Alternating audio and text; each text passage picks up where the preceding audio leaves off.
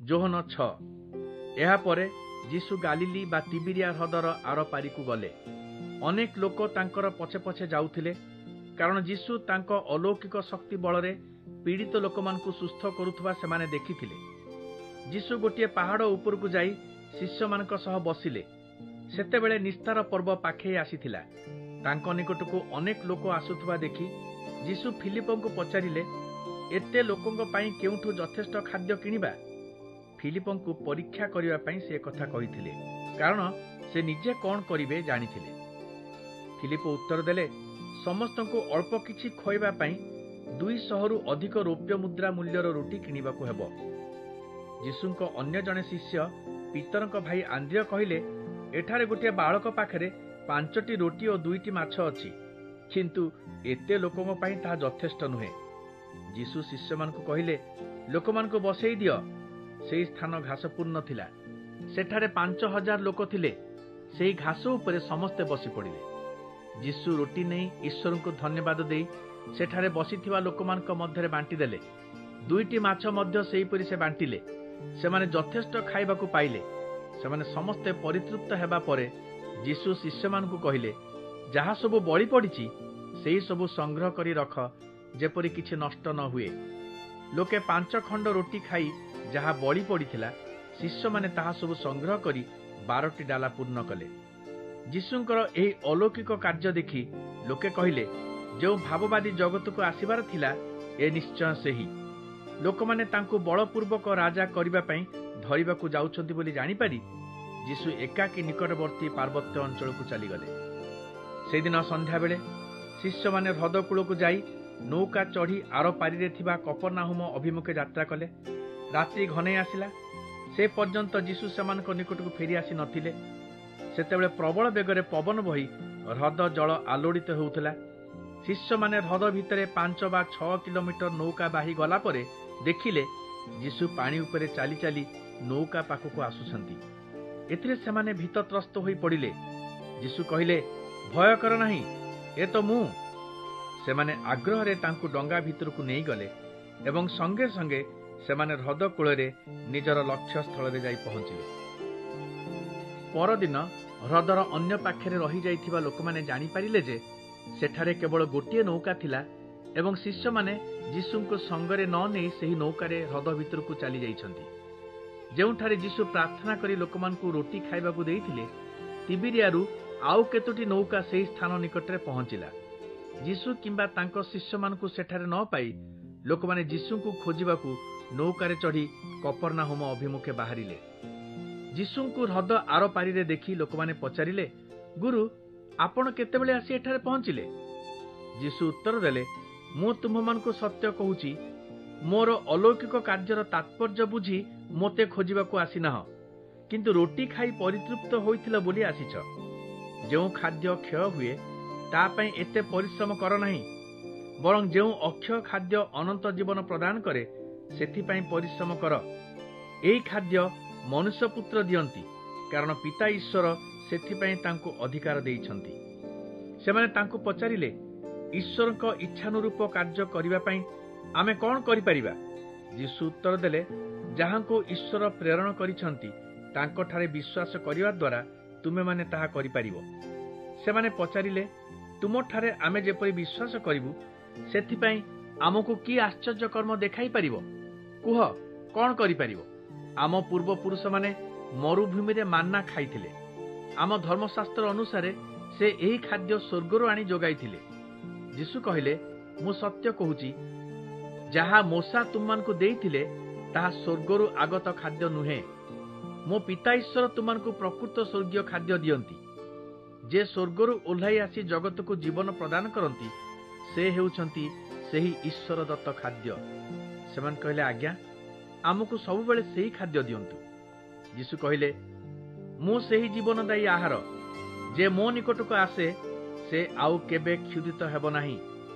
ଯେ ମୋତେ ବିଶ୍ୱାସ କରେ ସେ ଆଉ କେବେ ତୃଷାର୍ତ୍ତ ହେବ ନାହିଁ।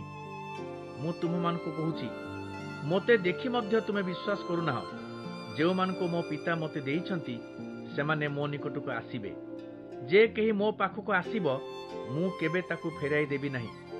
କାରଣ ମୋ ନିଜ ଇଚ୍ଛା ପୂରଣ କରିବାକୁ ନୁହେଁ, କିନ୍ତୁ ମୋର ପ୍ରେରଣକର୍ତ୍ତାଙ୍କ ଇଚ୍ଛା ପୂରଣ କରିବାକୁ ମୁଁ ସ୍ୱର୍ଗରୁ ଆସିଛି ଏବଂ ଯେଉଁମାନଙ୍କୁ ସେ ମୋ ନିକଟକୁ ପଠାଇଛନ୍ତି ସେମାନଙ୍କ ମଧ୍ୟରୁ ମୁଁ ଜଣକୁ ହେଲେ ନ ହରାଇ ଶେଷ ଦିନରେ ସେହି ସମସ୍ତଙ୍କୁ ପୁନର୍ଜୀବିତ କରିବି। ଏହା ତାଙ୍କର ଇଚ୍ଛା, କାରଣ ପିତା ଚାହାନ୍ତି ଯେଉଁମାନେ ତାଙ୍କ ପୁତ୍ରଙ୍କୁ ଦେଖି ତାଙ୍କଠାରେ ବିଶ୍ୱାସ କରନ୍ତି ସେମାନେ ଅନନ୍ତ ଜୀବନ ଲାଭ କରନ୍ତୁ। ଏଣୁ ଶେଷ ଦିନରେ ମୁଁ ସେ ସମସ୍ତଙ୍କୁ ପୁନର୍ଜୀବିତ କରିବି। ଯୀଶୁ ନିଜକୁ ସ୍ୱର୍ଗରୁ ଆଗତ ଆହାର ବୋଲି କହିବାରୁ ଇହୁଦୀମାନେ ଏ କଥାରେ ଅସନ୍ତୋଷ ଭାବ ପ୍ରକାଶ କଲେ। ସେମାନେ କହିଲେ, ଏହି ବ୍ୟକ୍ତି ଯୋସେଫଙ୍କ ପୁଅ ଯୀଶୁ ନୁହନ୍ତି କି? ତାଙ୍କ ପିତାମାତାଙ୍କୁ ଆମେ ଜାଣୁ, ତେବେ ସେ ସ୍ୱର୍ଗରୁ ଆଗତ ବୋଲି କିପରି କହୁଛନ୍ତି? ଯୀଶୁ କହିଲେ, ଏ ସବୁ ସମାଲୋଚନା ବନ୍ଦ କର। ଯେଉଁ ପିତା ମୋତେ ପଠାଇଛନ୍ତି ସେ ମୋ ପାଖକୁ ଆକର୍ଷଣ କରି ନ ଆଣିଲେ କେହି ମୋ ନିକଟକୁ ଆସିପାରିବେ ନାହିଁ।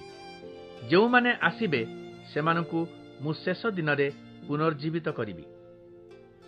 ଭାବବାଦୀମାନେ ଲେଖିଛନ୍ତି, କେବଳ ଈଶ୍ୱରଙ୍କ ଠାରୁ ସମସ୍ତେ ଶିକ୍ଷା ଲାଭ କରିବେ। ଯେ କେହି ପିତା ଈଶ୍ୱରଙ୍କ କଥା ଶୁଣି ତାଙ୍କଠାରୁ ଶିକ୍ଷା ଗ୍ରହଣ କରେ ସେ ମୋ ପାଖକୁ ଆସିବ।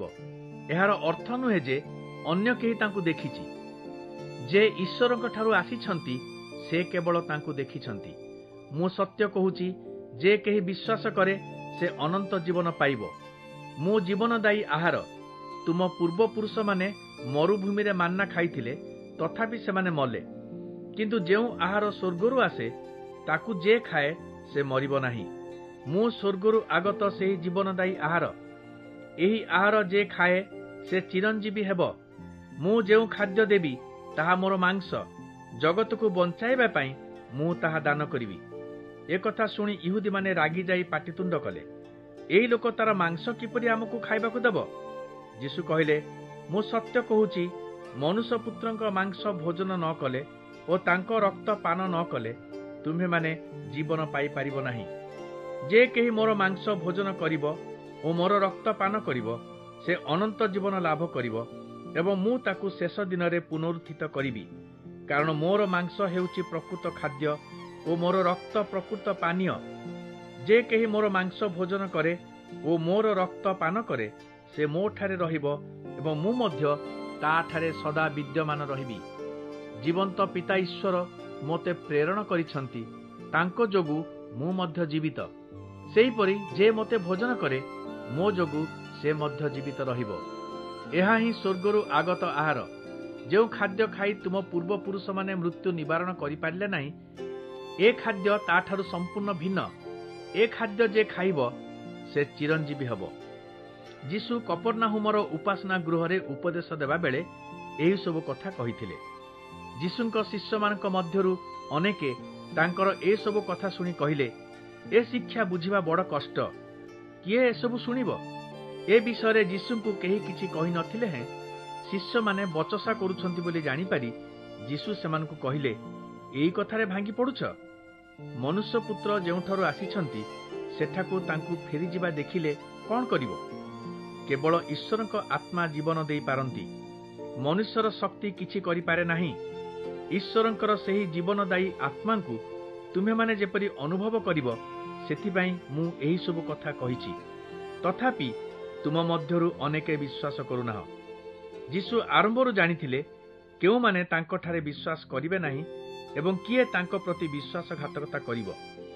ଯୀଶୁ ପୁଣି କହିଲେ, ଏଥିପାଇଁ ମୁଁ କହୁଛି, ପିତା ଈଶ୍ୱରଙ୍କ ଠାରୁ ପ୍ରେରଣା ନ ପାଇଲେ କେହି ମୋ ପାଖକୁ ଆସିପାରିବ ନାହିଁ।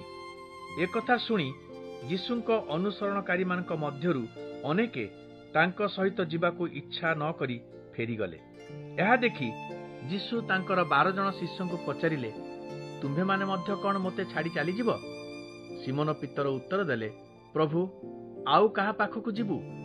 ଅନନ୍ତ ଜୀବନର ବାକ୍ୟ ଆପଣଙ୍କ ଠାରେ ଅଛି। ଆପଣ ଯେ ଈଶ୍ୱରଙ୍କ ଠାରୁ ଆସିଥିବା ସେହି ପବିତ୍ର ବ୍ୟକ୍ତି, ଏ କଥା ଆମେ ଏବେ ବିଶ୍ୱାସ କରି ଜାଣିପାରୁଛୁ। ଯୀଶୁ କହିଲେ, ମୁଁ ତୁମ 12 ଜଣଙ୍କୁ ମନୋନୀତ କରିନାହିଁ କି? ତଥାପି ତୁମମାନଙ୍କ ମଧ୍ୟରୁ ଜଣେ ଶୟତାନ। ସିମୋନ ଇସ୍କାରିଓତର ପୁତ୍ର ଜିହୁଦାକୁ ଲକ୍ଷ୍ୟ କରି ସେ କଥା କହିଥିଲେ। କାରଣ 12 ଜଣ ଶିଷ୍ୟ ମଧ୍ୟରୁ ଜଣେ ହୋଇ ସୁଦ୍ଧା ଜିହୁଦା ଯୀଶୁଙ୍କ ପ୍ରତି ବିଶ୍ୱାସଘାତକତା କରିବାକୁ ଯାଉଥିଲା।